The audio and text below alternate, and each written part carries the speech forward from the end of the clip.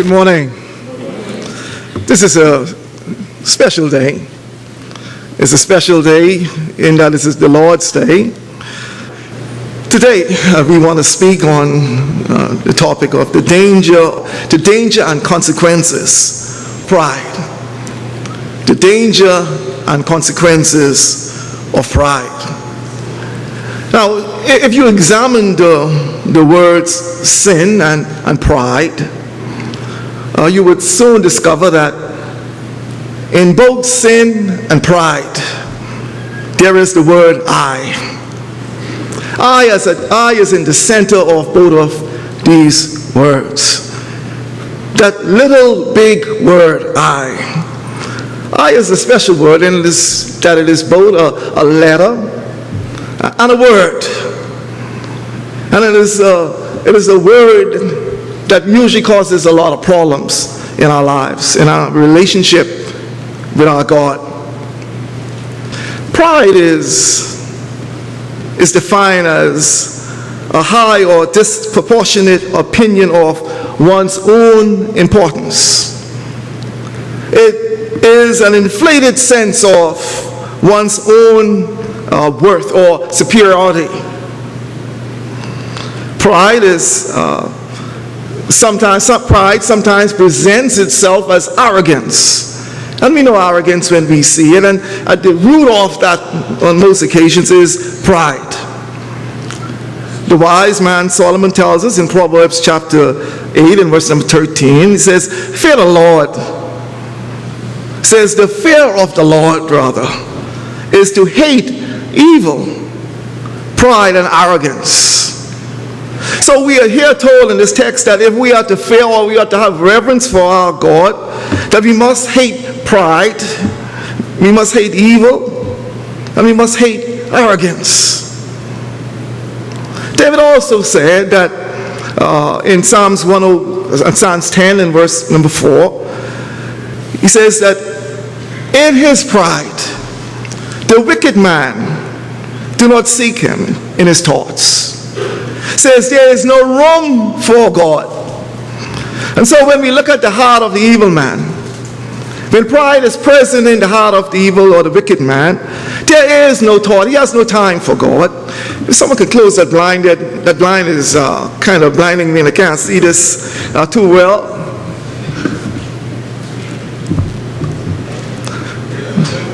Okay, you're looking good.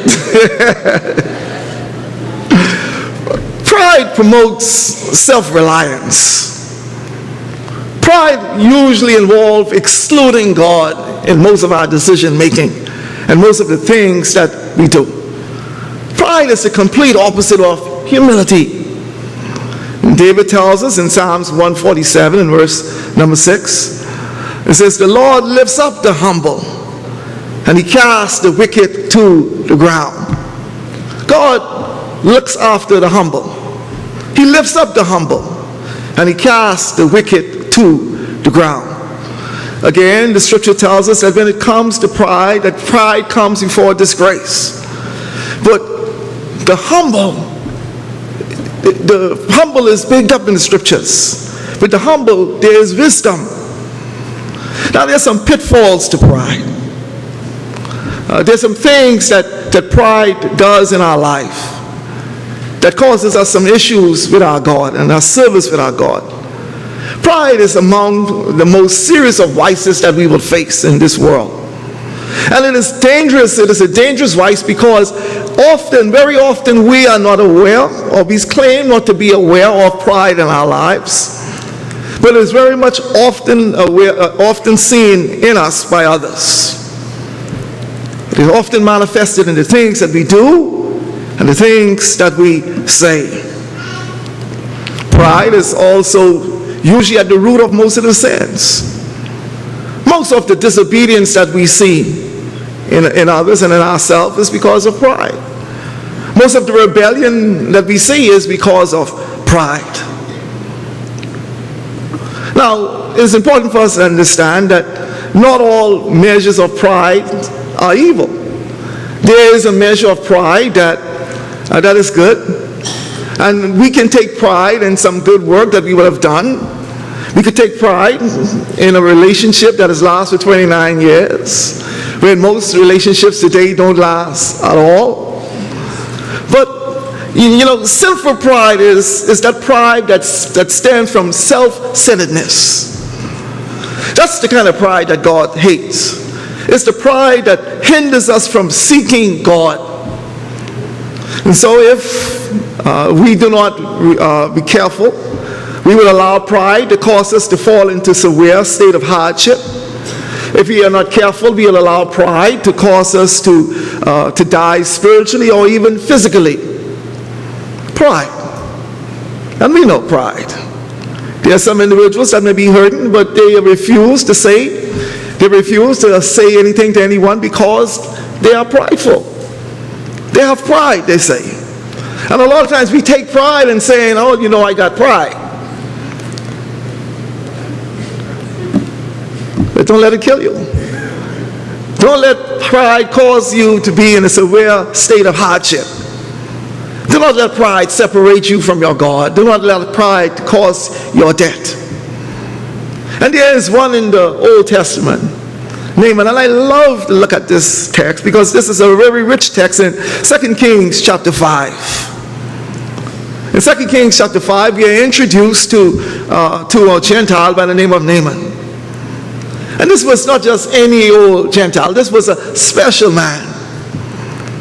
Naaman was a Syrian. He was a soldier by profession.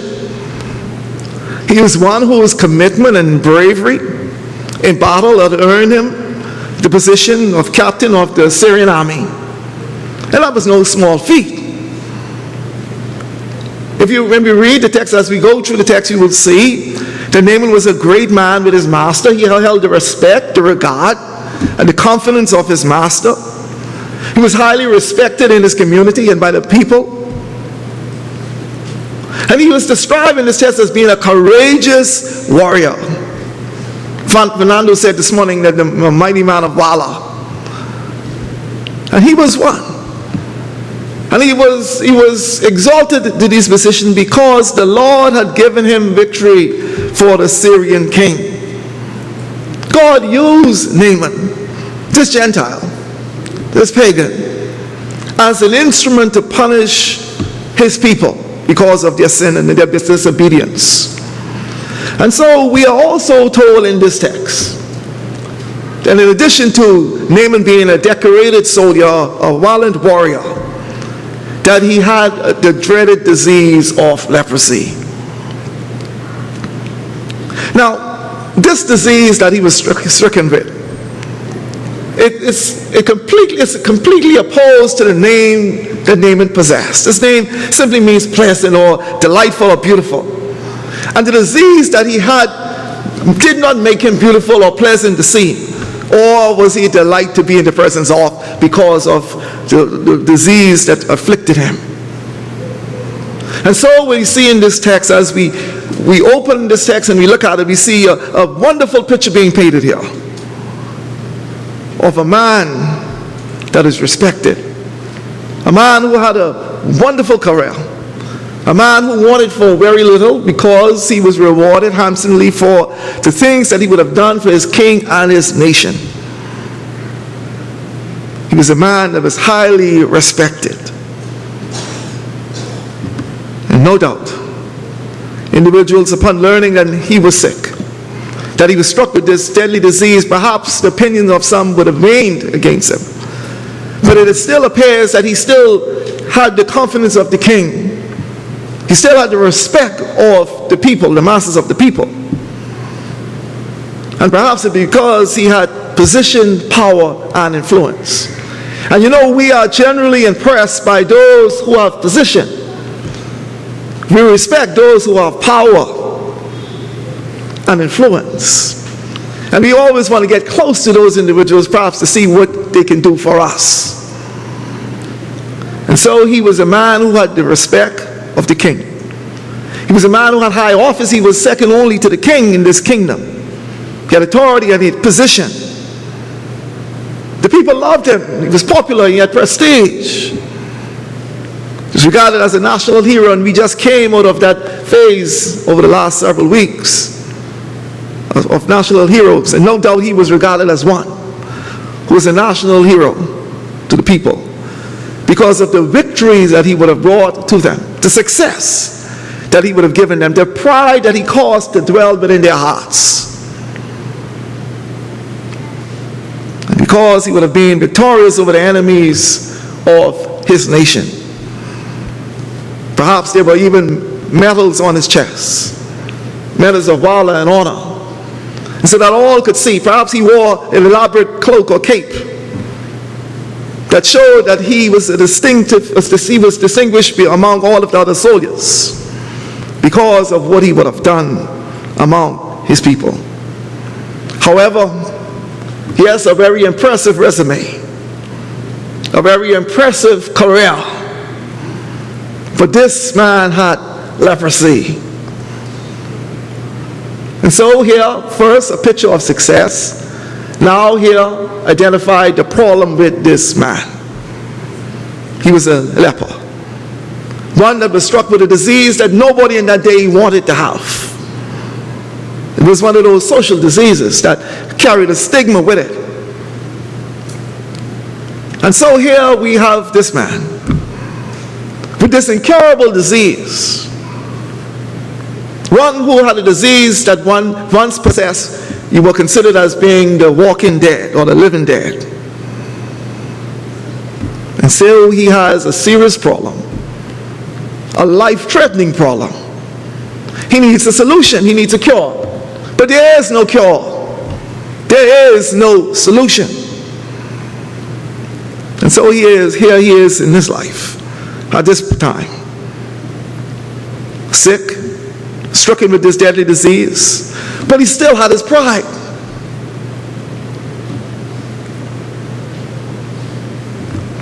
Personal failures and challenges and hardship sometimes causes us to lose our focus on our God. And sometimes hardships and difficulties come in our lives so that we can focus, put our attentions on our God and our focus on our God. But Naaman did not draw nearer to God. He held on to his pride. And sometimes when challenges come to us, they come to change us and come to redefine and realign our priorities. And often when we are stricken with difficulties and hardships, the things that perhaps at one time in our lives was on the top of the list of priorities is now being adjusted downwards. Because we come to understand what now is important in our life. And sometimes there is a silver lining behind the cloud of affliction. And in Psalms 119 in verse number 67, David tells us, says, before I was afflicted, I went astray. It says, but now I have kept your word. In another place, he said, it was good for me to have been afflicted. We don't see pleasure, we don't see good in affliction, but he said, it is good for me to have been afflicted, so that I may learn your precepts. He said, affliction causes me to reflect more, to meditate more on your word, to take stock of myself, to realign the priorities that I have in my life. And so affliction sometimes narrows our focus on the things that are truly important. And it causes us to realign that list of priorities. And so sometimes there may be a blessing in affliction. Problems come, yes, and they will. And sometimes they come to help us understand that we are dealing with the issue of pride and we are dealing with the issue of sin. Because we are too focused on ourselves. And so when affliction comes, we ought to take the focus off the ourselves and focus on God, His grace, His mercy, His salvation, and His deliverance. And so here we have Naaman stricken with this problem, this dreaded disease of leprosy. he needs deliverance. He needs a healing. But there was none. No doubt he has never heard of anyone who would have been cured of this disease. And so imagine the hopelessness that he would have felt. Imagine how he went through life, reflecting upon the great battles that he would have led, reflecting upon his riches and perhaps the nice home and the wife or wives that he had and the children, to know that those things would soon come to an end because of this dreaded disease. But God had something to do with giving this man success, and God had a plan to heal this man. And sometimes God puts people in our lives to help us. But sometimes we allow pride to cause us to miss out on the blessings that God has for us.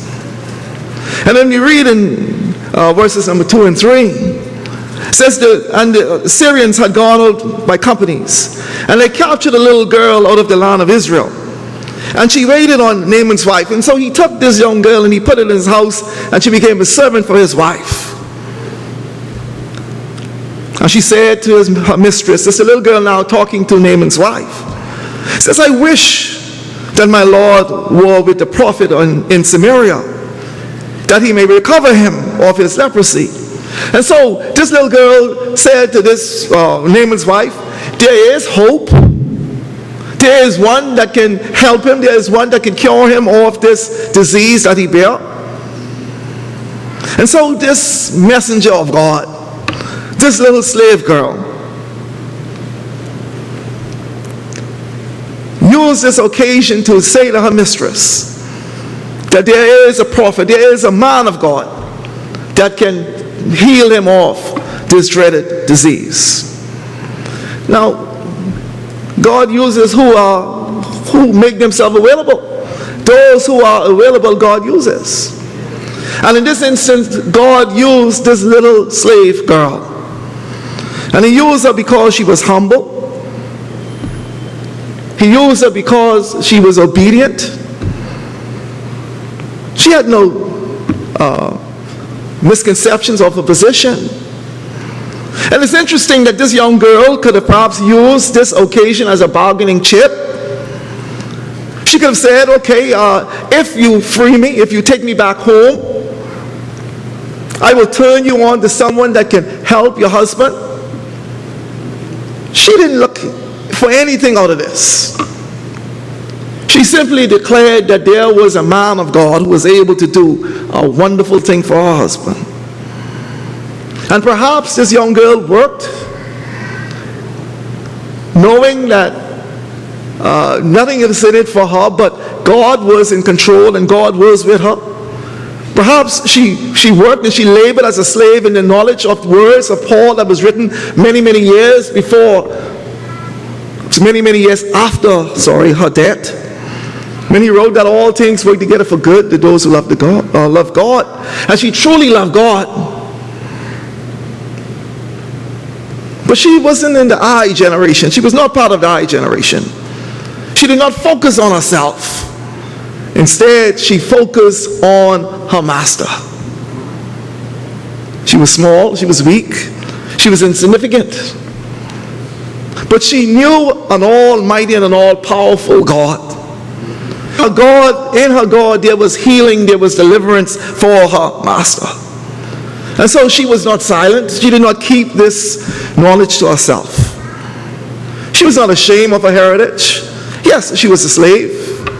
Yes, her people and her nation were regarded as being inferior to those who took them captive. But she took pride in her heritage. She was not ashamed of her God. And she was not ashamed to speak of her God and the power and the might that resided in her God through the man of God. How about we when it comes to God? Are we so prideful that we feel that if we speak the name of the Lord to our family and our friends, that they're going to think less of us? Or they're going to think that, well, he's one of them soft Christian persons? This girl didn't harbor these kind of thoughts. And it's important for us to be able to speak boldly for God as she did. Not being ashamed of God, because God was not ashamed of us. In Mark chapter 8 and verse number 38 says, therefore whosoever should be ashamed of me and my words in this adulterous and sinful generation, the Son of Man shall also be ashamed of him when he comes in glory of the Father and his holy angels. And so, do we speak? Do we not speak because we are ashamed? Or is it because we fear? We know that God has not given us a spirit of timidity, but he has given us a spirit of power, of love, and a sound mind. Or is it because we just do not care? This girl did not fear, she was not ashamed, and she cared. And because she cared for the well-being of her master, she spoke what she knew. She moved beyond, she was willing to move beyond the I. And instead impart the knowledge that she had. Now if we continue on in verse number 4 through 7, we'll see. It says, and one went to the Lord. Now one went and talked this good news to the king. It says, this is what the little girl said from the land of Israel. And the king, watch verse number 5. And the king of Syria said, go in, and I will send letters to the king of Israel. You see that word I again? This had absolutely nothing to do with him. The little girl's word was go to the man of God, to the prophet of God. But again, power, position, influence. When we focus on power, position, and influence, we exclude God. There's no thought of God. So the king said, well, I'm a king. There's a king in Syria. If there's a king in Israel, I'll send my emissaries to the king of Israel. I'll send them with a letter. And so we are told that they left and they went and they took gold and the silver, and they took 6,000 pieces of gold and 10 changes of clothes. And they had in their possession this letter in which the king sent to this next king. And he wanted him to recover his great general, his great captain of the army from his leprosy. And in verse number 7, when the king of Israel would have read this letter, when he would have seen what would have been asked of him, he tore his clothes. He said, does this man think that I am God, that he send this request to me? Truly, this man trying to pick a fight with me. He's asking me to do the impossible. He's asking me to do something that he knows that I absolutely cannot do. And so we hear, well, here we see that they were relying on power. They were relying on self. They were relying on the I. And that's how the carnal mind works. There's no thought of God. There's no reliance on God. But there is indeed a trusting in power, position, and riches.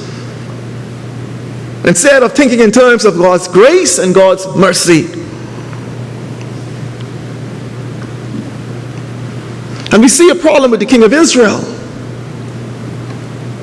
The king of Israel immediately began to start to think in the terms of I.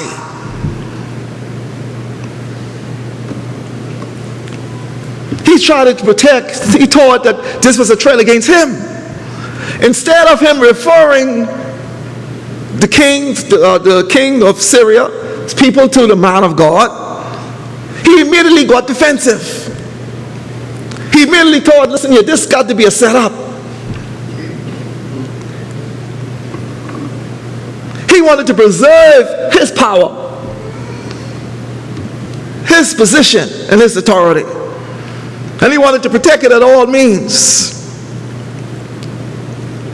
And so he did not think of sending this man to the man of God. What a contrast between this king and the little slave girl. She didn't think about the I.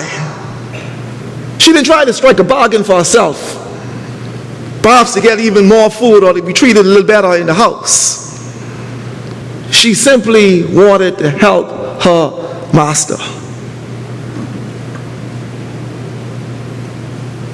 Now they took a lot of gold and silver and 10 changes of clothes. And scholars say that in today's money, they took the equivalent of $1.2 million. You see where the reliance is? If there is healing to be got, we got sufficient money to buy or to pay for the healing. And this is the mindset in which Naaman went to these people and this king, and to this territory, and to the people of God. He went with his pride, and he went with his money, his prestige, his power. He went with the influence of the king in the form of a letter. And instead of asking for the man of God whom he was sent to, he instead followed the instructions of the king, and he went to this king of Israel. And this king could do nothing for him. This king could not help him. But the man of God was the one who had the power to help him. And verse number 8. And it happened when Elijah, the man of God, heard that the king has torn his clothes, he sent word to the king saying, "Why have you torn your clothes?" This is the man of God now. Word come to him, trickled down. They didn't have internet. They didn't have cell phones or anything. But somehow the word came to him almost immediately that the king was in distress. There was one that came to the king looking for healing. And so he asks, "Why have you torn your clothes? Why are you distressed?" He says, "Let him come to me." Why the king couldn't figure this out? Because the king was too much focused. He was focusing too much on the eye. He says, "Let him come to me, and he shall know that there is a prophet in Israel." Elijah said, "Let him come to me." For Naaman to know that there was a prophet in Israel meant that he will come to know that there was the Almighty God in Israel, who was truly the God of all this earth. A God that was not limited by the impossibilities. He will know that there is a God that can do all things, and this is the God that we serve this day. And so in verse number 9 to 12, we have this picture painted, and Naaman came with his horses and his chariots. This mighty contingent, and I suspect chariots that were well decorated. No doubt horsemen driving it that will be fully regaled to show the power, prestige, and influence and the riches of the man who was in the chariot. And he pulled up and he stood at the doorway of the house of Elijah. And Elijah, the nerve of Elijah sent messengers to him saying, "Go and wash in the Jordan 7 times, and your flesh shall be restored to you, and you shall be clean." Verse 11, but Naaman was furious.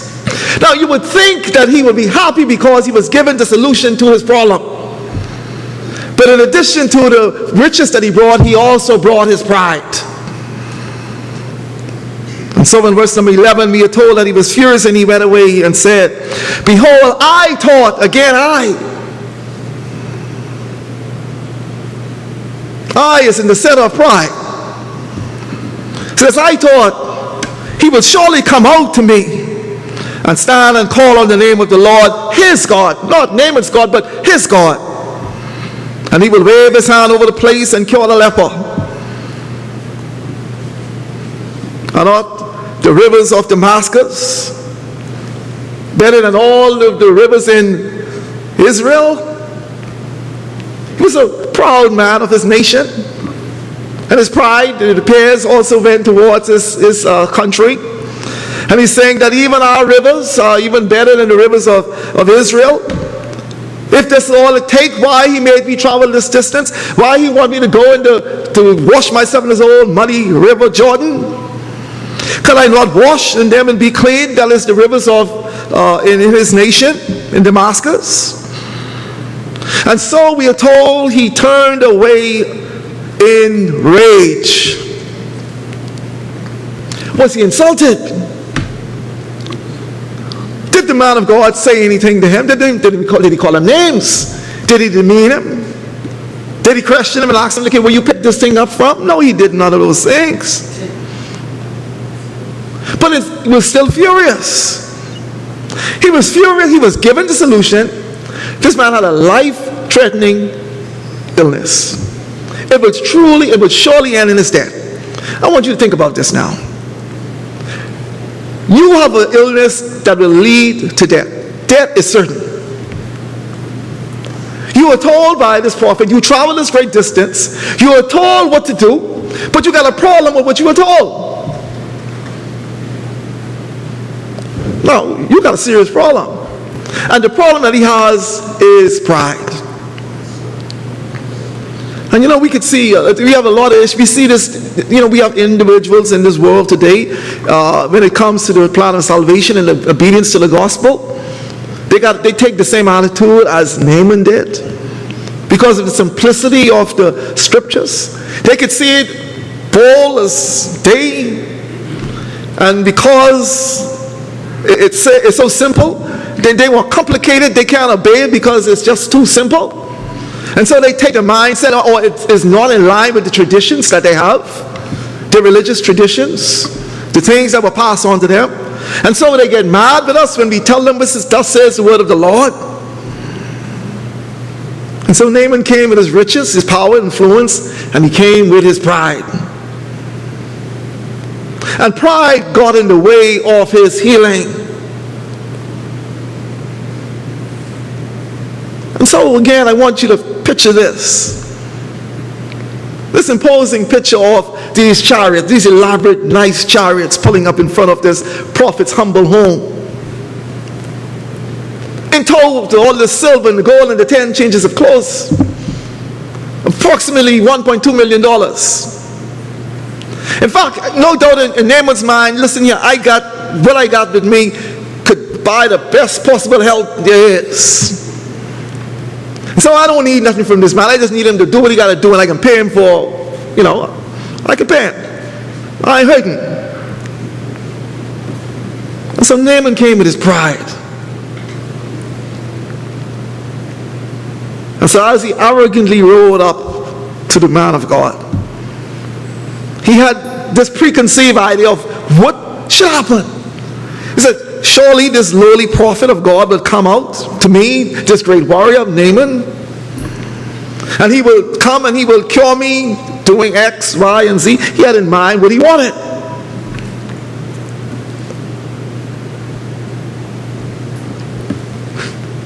Naaman was somewhat a stubborn man.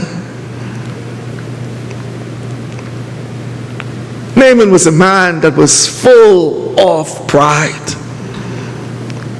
Now there's some downfalls and there's some pitfalls and there is some consequences to pride.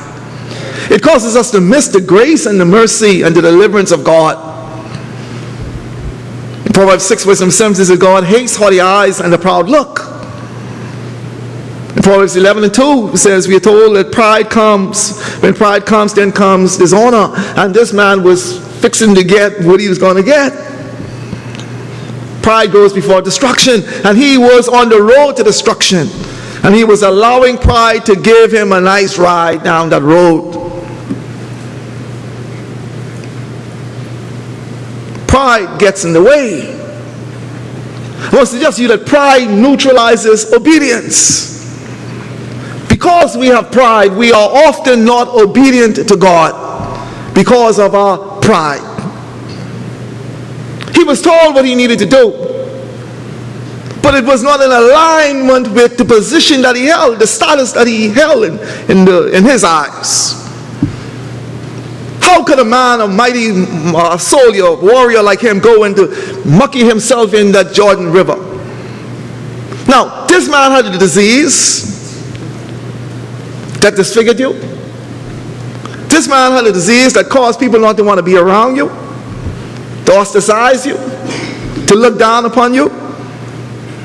This was a disease not only physically but mentally. This bothered this man, had to, because this was a very prideful man. And you would think that if he was told to jump off a hill or mountain, he probably would have done it, but no. And God opposes the proud And he does so because pride neutralizes obedience.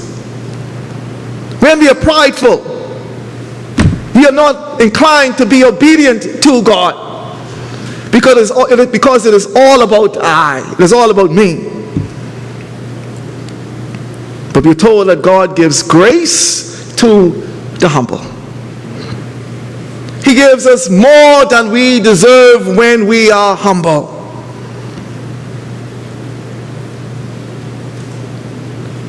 And so, Naaman leaves, angry, offended.